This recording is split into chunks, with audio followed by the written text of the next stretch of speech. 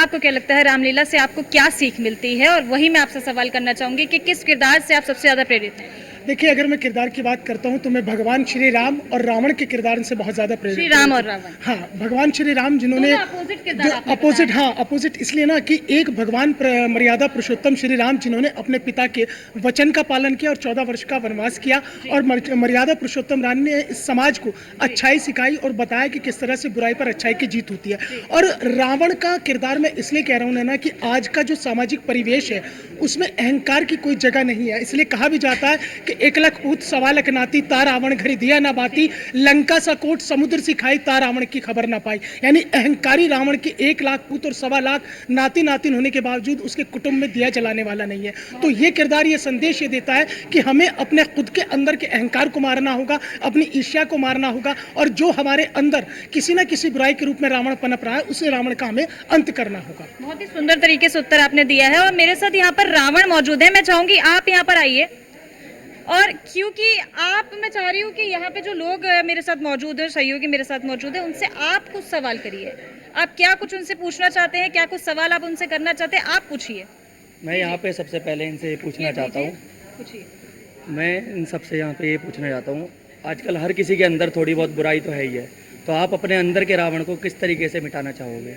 जाहिर सी बात है कि जो हर किसी न किसी अंदर के अंदर जो रावण पनप रहा है, किसी न किसी बुराई के रूप में पनप रहा है, हम उस बुराई का अंत खुद के अंदर दृढ़ इच्छा शक्ति रखकर और उस इच्छा शक्ति को आत्मसात करके उस बुराई का हम अंत कर सकते हैं। अगर इंसान के अंदर इच्छा शक्ति है, दृढ़ शक्ति है, कुछ कर गुजरने की हिम्मत है, चाहत है, तो वो हर बुराई का अंत कर सकता है।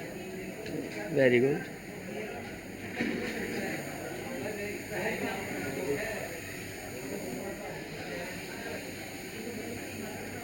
मैं आपसे पूछना चाहूँगा, आप अपने अंदर के रावण को किस तरीके से मिटाएंगे?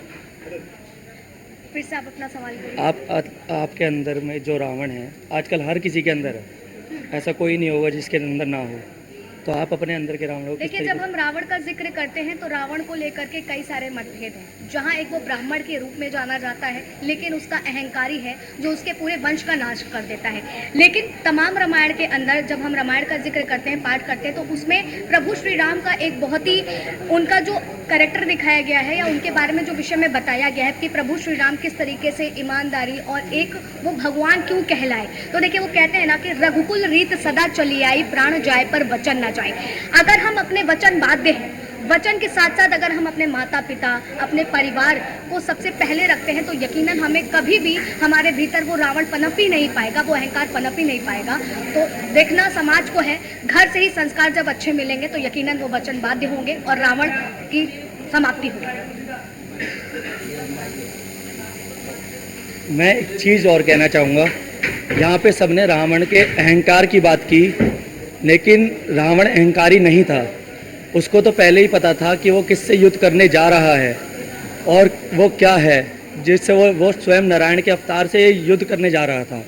तो मैं ये कहना चाहूँगा कि अगर उसको युद्ध ही करना होता तो वो सबसे पहले खुद ही उतर जाता कि युद्ध करने के लिए। वो अपने समस्त जो भी उसके भाई थे और उसके पुत्र थे, वो अपने पूरे समूह को विनाश के मुंह में नहीं डालता, वो खुद ही सबसे पहले युद्ध करने जाता।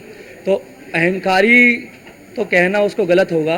रावण जो था ब्राह्मण था और सबसे ज़्यादा ज्ञाता था,